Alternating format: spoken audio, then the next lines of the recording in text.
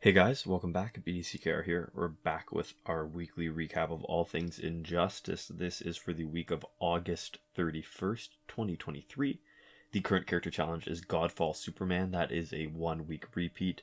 The required characters for that are Lex Luthor, Batman, and Doomsday, who are bronze, gold, and silver if you're looking at the lowest tier to get each of them. His passive is Power of Candor, which is on successful block, Superman reflects all basic damage. He's got 1000 attack, 1250 health, and was last available on the 3rd of November, 2022. Right. So he's got decent middling stats. The interesting thing is, and it's an indication of just how far power creep has come, is that at one point, hard to believe, he was among the highest stat cards. Yeah, and by among the, you mean like one of the three. Right, because when you look at the original Not So Good Dark Side and the original Shazam, they were, when you combine them, they were high threat level cards that would draw the most defensive fights, because as the fight ladder progressed, there weren't any higher stat teams to be matched against, so that would be all you would face. So even though they had zero synergy... Yeah, they didn't do particularly well as a team. Right, the win percentage was awful. One season with that team in defense, we got more than 100 wins.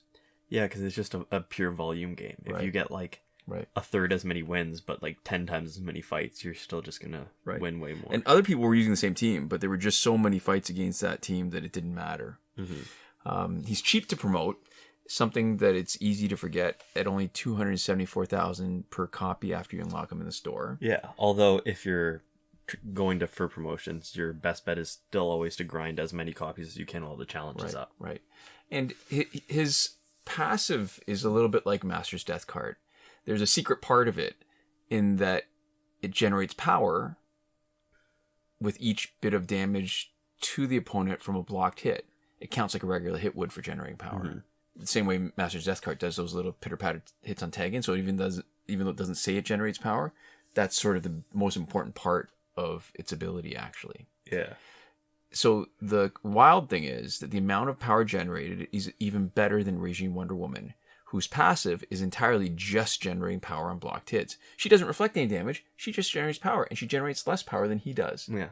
So that's an awful passive compared to his. And it's... Now, on the flip side, it's really bad in offline play because the opponent generates power for hitting you, and then they generate more power for taking reflected damage if you block. Yeah. But that's great for online play.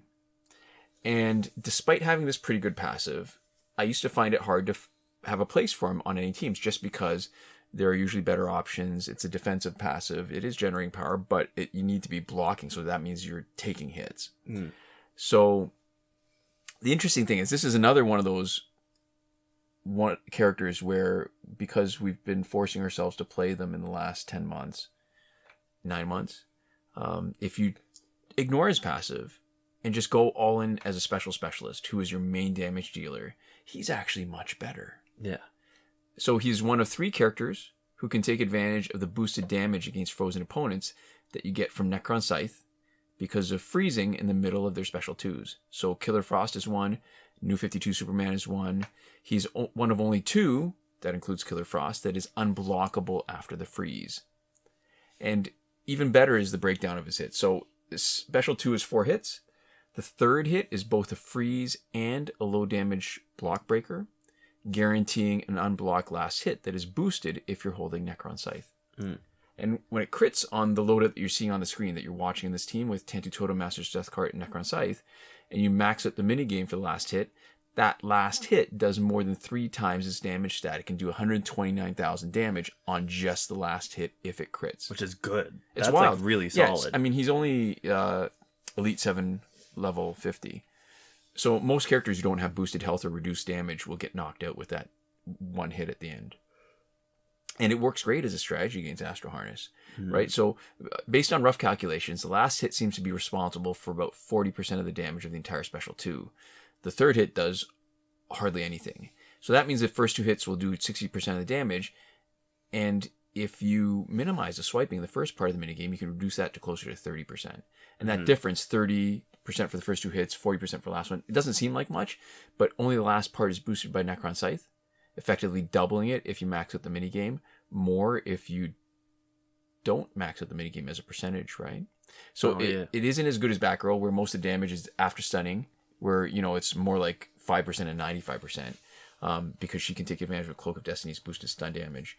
But there aren't any characters or teams that are immune to freeze the same way some are immune to stun. Yeah, because freeze is just so uncommon that there's not really anything built in to deal with it. Right, so you see the benefit of this against, say, a Red Sun Green Lantern team where stun boosted damage would have trouble because they're immune to stun, and this doesn't have that problem. Even though, I mean, when you lose crit, it's still, you know, not great.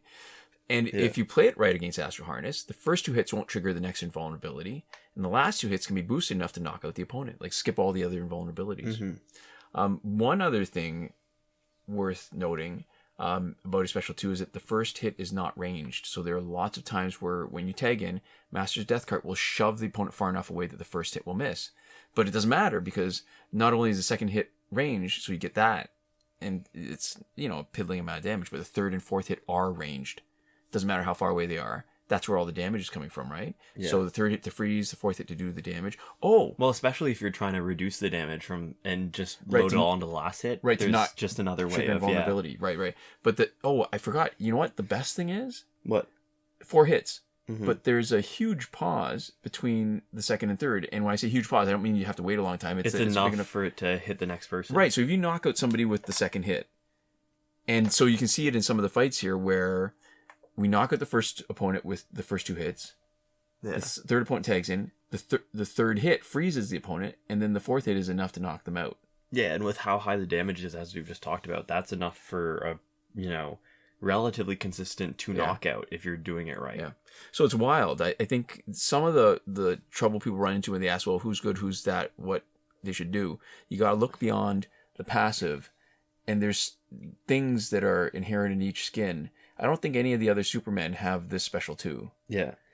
Well, that's the whole point of the reskins, is that they always have different special 2s, right? It's the same special one as Super. Sometimes. I mean, most of the time. They don't do... I mean, they're not that consistent. I think Batman has 2 different special ones. The different Batman skins. Like, it's all... That's true. It's a bit of a mix, but yeah, I think for the most part, special 2 is where you get the variety. General rule. And I know some Batgirls have, like, slightly different special ones from each other, too. Yes. Yeah. So, but even though, I mean, the special 2 was not such a big part before Master's Death Card and Tantu Totem, Master's Death Card. I keep sticking an S where it doesn't belong. This is a great example of why even, you know, people used to complain about different skins. Yeah. They're still good. I'd be happy if you give me a different skin like they used to with new updates like every few months. I'd still be happy with that. Yeah, so we are 171 weeks into a repeating pattern that first appeared in May of 2020. That's 3 complete cycles of a 43-week sequence plus 42 weeks into our 4th cycle. If the pattern holds, next week we should be seeing Hawkgirl Regime. And that's the last one that's missing in the order as part of the order, but it doesn't... There's still those 3 interruptions that we never did the footage where they were the main damage dealer. We've never messed around with them and experimented, So nobody's commented yet. Somebody's got to comment. Do you want to see it as it comes around again, or do you want to see it now that we've finished basically everybody except for 1, plus those 3? My vote is doing it now just so that they're all back-to-back and chronological, so that it's easier to find them again. Yours might be the only vote, so it might take the... Anyways, and 23 challenge characters are missing from that cycle. That would be a good thing to do after that. Yeah. The missing ones? Yeah. So this week's multiplayer reward is the mysterious artifact, which becomes the Iba Stick, and its effects are a 30% damage boost to special 1. These are all when they're maxed out. A 30% damage boost to special 2, a 20% power generation increase, and the evolved ability, which is a 10% damage over time added on special. And that's damage over time of the enemy's max health, specifically, because that is different for a lot of different stuff. Right. Damage over time is not consistently labeled. It was last available on the 26th of January 2023. That's 139 weeks in a row of a consistent pattern. That's 4 cycles of a 31 reward sequence and 15 in the 5th cycle. So unlike the challenge cycle, nothing's missing from these rewards, and if the pattern holds, next week should be Brandish Ninjato. Right. This was the OG game-changing legendary gear. Yeah, Batmobile was the first legendary gear, but it also isn't game-changing at all. And we like to pretend it didn't happen. Yeah. So you mentioned this. Damage over time is a percentage of the opponent's health, not the attacker's damage. So that makes a huge difference. It is a great equalizer. Like, you can...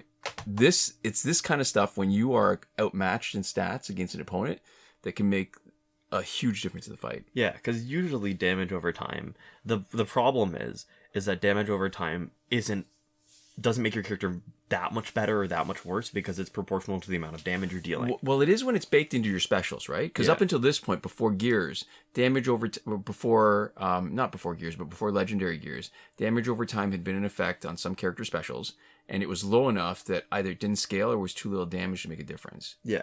And the main advantage was things like, bleed for the actual extra damage they did to you. Right. And clearly that's changed, because when you see how much the later challenge characters like Arkham Knight Catwoman can do when she's got a full Arkham Knight team, that's not necessarily the case anymore, that you need gear damage over time to make a difference. Mm-hmm. It was one of the first gears to boost both Special 1 and Special 2. Yeah. And the power generation is perfectly in line. There's a synergy with the need for whoever has the Ibis stick to be doing specials, which is great. Yeah, that's the advantage, is that all of the different effects all were about specials. Right. And so I think with a lot of gears, we saw gears that would be theoretically really good on a bunch or pretty good on a bunch of different people, but some of their abilities were essentially wasted on whoever you put them on, or would only provide sort of incidental effects instead of all being targeted to make them really good at one thing. Right. Yeah. And to make the point of how good it was, we've got some fun demos of bronze characters taking out boss Arkham Origins Batman. We've got Nightwing doing it on his own, Catwoman doing all the damage, but needing a meat shield to take some of the damage because she can't drain power like Nightwing can, to just keep on draining him to keep him from doing specials. Yeah. So there's a playlist there linked in the description. And what's interesting, and probably one of the reasons why I'm not really that motivated to do another video of the same characters doing that, because back in the day, boss or Arkham Origins Batman, his level, that fight, all passes were disabled. So it really was a challenge to beat him. Mm-hmm. And finishing the fight with a bronze card actually meant something. Yeah, and it's very impressive. Just the idea that, 10 specials would be a guaranteed knockout was something very novel when it came out. Right. No matter how bad your character was and how good the other team's character was. And I think Catwoman, because her bleed stacks and the boosted damage with bleed stacks, it was less than 10, even less, yeah. All right, so in a store, we got a few new packs. We got Batman v Joker. It's a credit pack, 250,000 credits, and what it says there is guaranteed to contain 1 gold Batman or Joker card plus 2 support cards! ! New Batman Ninja Batman and Batman Ninja Lord Joker added. So clearly that's not that new. Mm-hmm. They've been around for a long time. It's just that I think they haven't really updated a lot of the descriptions of the cards. There's a 2.5% chance of Batman Ninja Batman, 2.5% chance of Batman Ninja Lord Joker, 9% Red Sun Batman, 9% Suicide Squad Joker Unhinged. I wish it was lower. He is the worst. He is my least favorite card. Somebody's been asking us to do tiers. I would put him at the bottom tier below everybody else. Yeah, and then there's an 11% chance for the 2 Arkham Origin, so the Arkham Origin Batman and Arkham Origin Joker, and then it says 55% chance gold character, which is always how they sort of wrap stuff up at the end. Right. And I'm pretty sure the greatest gold characters, the greatest gold characters you're not mentioning, like Arkham Knight Batman and Dawn of Justice Batman, are not in that 55%. Yeah, because they would have to have a higher than 11% chance, right? Because that's how they work. Right. The equal to or higher. And it should be lower. So that there's another probably 5 cards in there, unless there's 4 and there's one that's super common. Right. Yeah. Other new pack is Character Bundle Women of Power. Arkham Knight Harley Quinn, New 52 Wonder Woman, both actually pretty good characters. But you notice this week we don't have a pack that signals next week's challenge. I think that's true every time Regime Hawk Girl has been the challenge, but I'm not 100% sure. So, and an interesting twist. Okay, so Sorcery Pack 1 is the 2nd week, but Femme Fatale Pack is the 4th week now, which is unusual. I wonder if this is going to be one of the a new pack that's going to, because 4 weeks is a long time. Yeah, it's an unusual time, and there's a bunch that have been for almost a couple of years now, which we don't even need to talk about because they've been sitting there so long. But now they're just store packs. Yeah, I wonder if there's a chance, because the Femme Fatale pack is actually a pretty good pack. Unfortunately, it's for money though. Mm-hmm. Yeah, as most good packs are now. Yeah. Oh, Phantom Zone is back for 2 weeks. Yeah. Fight 62 is still broken, and it's double XP. And given the North American bent towards these bonus weeks, I think that is probably a signal for Labor Day weekend, which is a North American holiday. Yeah. Last weekend's breakthrough for golds was Deadshot, Wonder Woman, and Static, which means this coming weekend should be Zatanna, Flash, and Solomon Grundy. If you want to see the breakthrough cycle yourself, you can check a link in the description. It's to a Reddit thread from Devlin16 on the Injustice Mobile subreddit. Right. And this is not the first week of the month. We missed it by 1 day. So next week we will be going through all of the glitches in more detail. But for this week, we'll direct you back to the first week of this month, which was the video on the 3rd of August, 2023. Right. If you want to see that complete list. And probably the important thing is that the challenge reset is still working and confirmed on the Godfall Superman challenge. Right. Yeah. And I guess the other thing to point out is that we would be updating it more than just the first of every, or not updating, we would be going to more detail earlier than the first of each month. If there's new information. If something changes. Which there is not. And I guess while Breakthrough is here, or sorry, not while Breakthrough, while Phantom Zone is here, obviously Phantom Zone reset is tested and confirmed to still be working as well. Right. Yeah. And so that's it. So this is where we like to give a big thank you to our patrons on Patreon. And that would be Alexis M, supporting us on the Your Message Here tier, Michael Devries, Irvin Ruiz, and Hoshi127, who are supporting us on the credited level. Plus, all these other names on the screen are the generous folks that have supported us at some point during this pandemic. Yeah. Thank you so much for your support, and thanks so much to all of you for watching. We'll see you next time. Komoda.